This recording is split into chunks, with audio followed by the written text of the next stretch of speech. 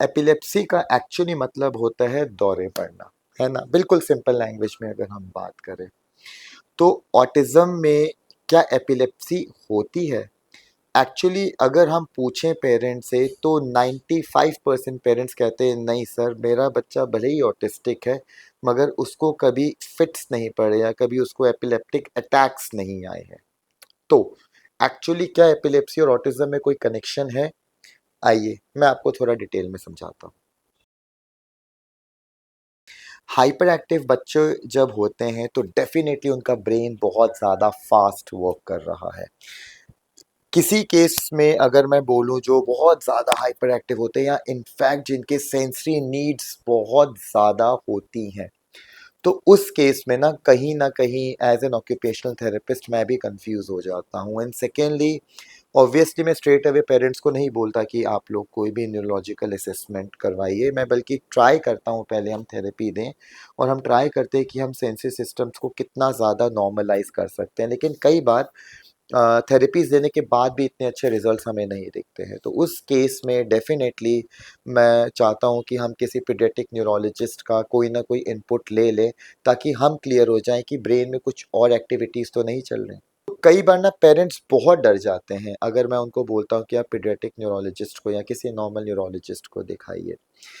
But मैं ना parents आप लोगों को एक चीज़ बताना चाहता हूँ कि अ आई थिंक 90% ऑटिज्म केसेस में जो न्यूरोलॉजिस्ट होते हैं वो एक ईईजी करवा ही लेते हैं। ईईजी एक वो टेस्ट होता है जो कि आपकी ब्रेन के इलेक्ट्रिक डिस्चार्जेस को कैलकुलेट करता है कि उसके डिस्चार्जेस नॉर्मल हैं या नहीं है।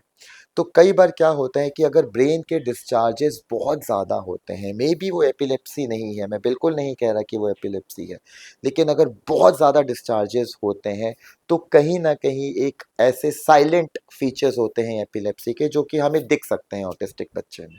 तो आप ट्रस्ट करिए, कोई भी न्यूरोलॉजिस्ट आपके बच्चे को ऐसे मेडिकेशन नहीं देते था। जब ईईजी होता है तो कई बार ना क्या होता है कि इलेक्ट्रिक डिस्चार्जेस ज़्यादा होते हैं, लेकिन डॉक्टर कहता है कोई बात नहीं है, with in the normal limits, आपके बच्चे को कुछ नहीं चाहिए।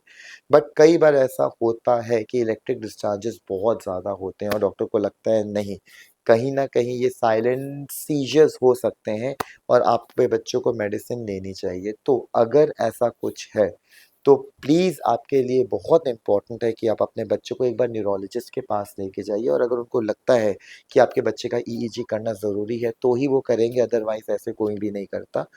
तो डरने की ज़रूरत नहीं है बिल्कुल। और हर एक ऑटिज़्म स्पेक्ट्रम वाले बच्चे को मुझे लगता है कि किसी न्यूरोलॉजिस्ट के अंडर एक बार ज़रूर दिखाना चाहिए। ये मैं इसलिए कह रहा हूँ बिकॉज़ ना कई सर्टेन इश्यूज़ होते हैं, जैसे कि बहुत ज़्यादा हाई सेंसरी इश्यूज़ अगर बच्चे में हैं, तो ना एक टर्म होता है जिसे कहते हैं कि सेंसोरियली ओरिएंटेड एपिलेप्सीज़ हो सकती हैं बच्चे में। और ख़ासकर वो बच्चे एक्चुअली ना थोड़े से दिख जाते हैं उनकी मसल टोन से या उनके फीचर्स से या फिर उनकी जो विजुअल सीकिंग या अदर सीकिंग होती है, जिससे ना हमें लगता है कि यार ब्रेन इतना रेस्ट में नहीं है। तो उन केस में तो डेफ़िनेटली हमें जाना ही है। अगर आपका बच्चा एएसडी कैटेगरी में है तो आप एक बार जाके क्वार्टरली या हाफ ईयरली एक बार आप जाके न्यूरोलॉजिस्ट या न्यूरो साइकियाट्रिस्ट को ज़रूर दिखाइए। बिकॉज़ ऐसे बच्चों में डेवलपमेंट में अप एंड डाउन्स चलते रहते हैं। तो therapist and doctors and parents अगर एक एक सिंक में काम करेंगे तो ऐसे बच्चे बहुत अच्छा डेवलप करते हैं।